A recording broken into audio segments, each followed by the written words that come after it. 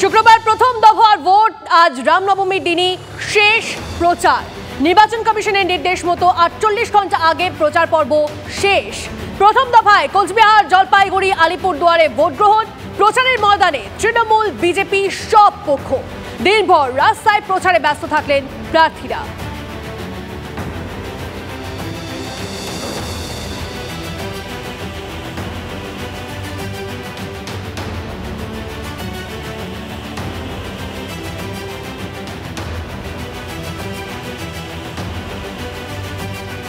এবার ভোটের বালুরঘাটের একটা ছবি আপনাদেরকে দেখাবো। যদিও সেখানে দ্বিতীয় দফায় ভোট রয়েছে, ভোটের বালুরঘাটে আবার ফিরে এলো দণ্ডিকাণ্ড।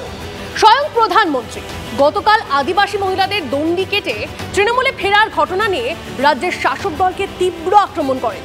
প্রায় 1 বছর আগে ঘটে যাওয়া দণ্ডিকাণ্ড কেন আবার ফিরে এলো ভোটের বঙ্গে? দণ্ডিকাণ্ড কি আদৌ কোনো প্রভাব ফেলবে এবারের ভোটে? বালুরঘাটের ঘটনা কি আজও টাটকা আদিবাসীদের মনে? এই প্রশ্নগুলোরই উত্তর খুঁজেছেন আমাদের প্রতিনিধি। দেখুন বালুরঘাট থেকে স্পেশাল রিপোর্ট।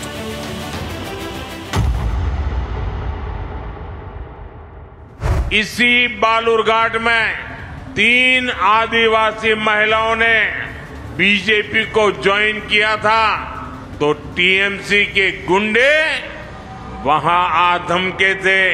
टीएमसी के लोगों ने उन महिलाओं को घुटनों के बल बैठाकर माफी मांगने को मजबूर किया।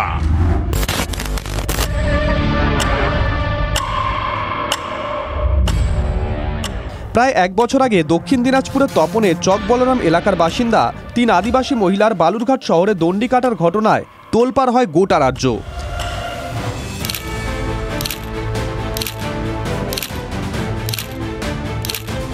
অভিযোগ ওঠে ওই মহিলারা বিজেপিতে যোগ দিয়েছিলেন, পরে তৃণমূলে ফিরতে চাইলে বিজেপিতে যোগ দেওয়ার শাস্তি হিসেবে তাদের দণ্ডি কাটানো হয়। গত পঞ্চায়েত ভোটে গরমাগরম ইস্যু হয়ে ওঠে দণ্ডিকাণ্ড। যদিও পঞ্চায়েত ভোটে তৃণমূল দণ্ডি কাটা মহিলা শিউলি মার্ডিকে প্রার্থী করে চমক দিয়েছিল, ভোটে জয়লাভ করেন শিউলি। তারপরেও 24 লোকসভা ভোটে ফিরে এলো সেই দণ্ডিকাণ্ড। বালুরঘাট লোকসভা কেন্দ্রে 15.3% আদিবাসী ভোটার, সংখ্যার হিসেবে প্রায় 2.5 লক্ষ ভোটার। সেদিনের ঘটনা কি আজও মনে রেখেছে আদিবাসী সমাজ?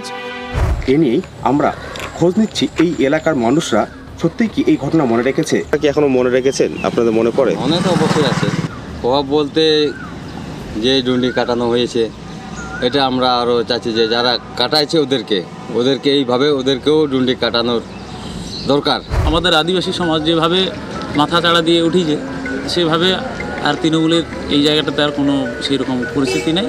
টোটালটাই বিজেপির, এখন বিজেপির যারা করছে তাদের যে হাওয়া, আর তার সাথে জনগণ সঙ্গ দিচ্ছে।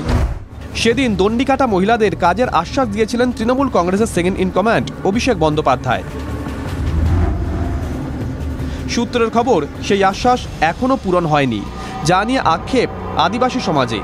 এমনকি তৃণমূলের জেলা নেতৃত্ব দণ্ডি কাটা 3 মহিলা বা তাদের পরিবারের সঙ্গে তেমন কোনো যোগাযোগ রাখেননি বলে খবর। প্রধানমন্ত্রীর সভায় না যাওয়ার জন্য মঙ্গলবার তাদের সঙ্গে যোগাযোগ করা হয়। সেটা তৃণমূল ভয় পাচ্ছে যাতে ফেস খারাপ হবে এইভাবে গেলে পরে, সেই জন্য। বাকি তো কিছু নেই, কোনো সাহায্য করবে কিছু করবে না। যেভাবে তারা অন্যায় অত্যাচার থেকে করেছে, এটাকে আদিবাসীরা কখনো মেনে নিতে পারছে না।